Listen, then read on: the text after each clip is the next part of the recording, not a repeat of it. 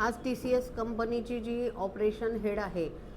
महिला आरोपी, तिला माननीय कोर्टामध्ये पोलीस कस्टडीसाठी हजर करण्यात आलेलं होतं. यापूर्वी सदर आरोपीला 3 दिवसाची पोलीस कोठडी देण्यात आलेली होती आणि यात मिळालेल्या 3 दिवसामध्ये तपासामध्ये खूप सारी प्रगती असल्यामुळे आज पुन्हा तिला पुढील पोलीस कस्टडीसाठी कोर्टात हजर केलं असता माननीय न्यायालयाने आरोपीला 15 तारखेपर्यंत पोलीस कस्टडी सुनावलेली आहे. ही जी ऑपरेशन मॅनेजर आहे, हिच्याकडे या कंपनीमध्ये कामाला असलेल्या ज्या महिला आहेत, ज्यांच्यावर लैंगिक अत्याचार झालेले आहे, ज्यांची मानसिक आणि शारीरिक छळवणूक झालेली आहे आणि ज्यांचे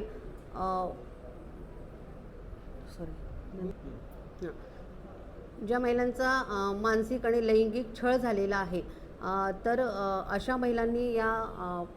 आरोपीकडे वेळोवेळी तक्रारी केलेल्या होत्या. परंतु या आरोपीने ती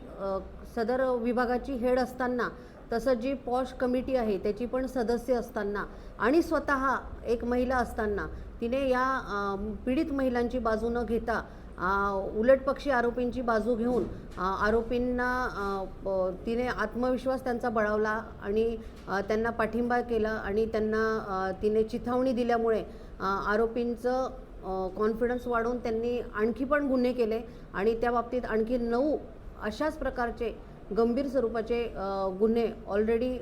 पोलीस स्टेशनला दाखल आहेत आणि या महिला अत्याचाराच्या गुन्ह्यासंदर्भात आता SIT स्थापन झालेली आहे आणि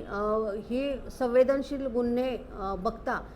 SITने मला म्हणजेच असिस्टंट डायरेक्टर आणि पब्लिक प्रॉसिक्युटरला लेखी पत्र देऊन विनंती केलेलं आहे की महिलांच्या हितासाठी आपण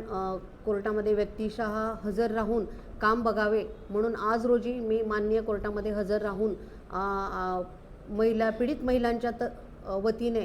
प्रभावी युक्तिवाद केला आणि माझ्यासोबत जे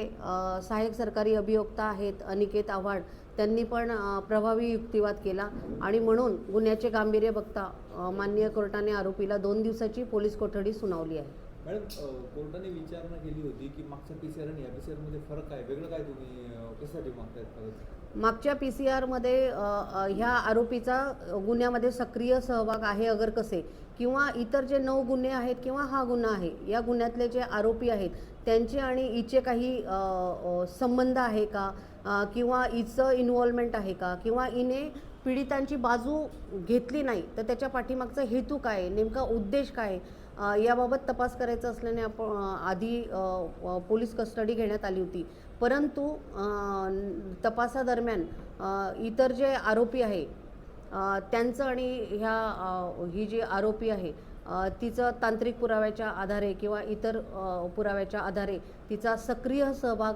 गुन्ह्यामध्ये दिसून आल्याने माननीय कोर्टाने आरोपीला 15 तारखेपर्यंत पोलीस कोठडी सुनावली आहे. मॅडम, आर्थिक व्यवहाराचा पण आता नाही त्याचा हां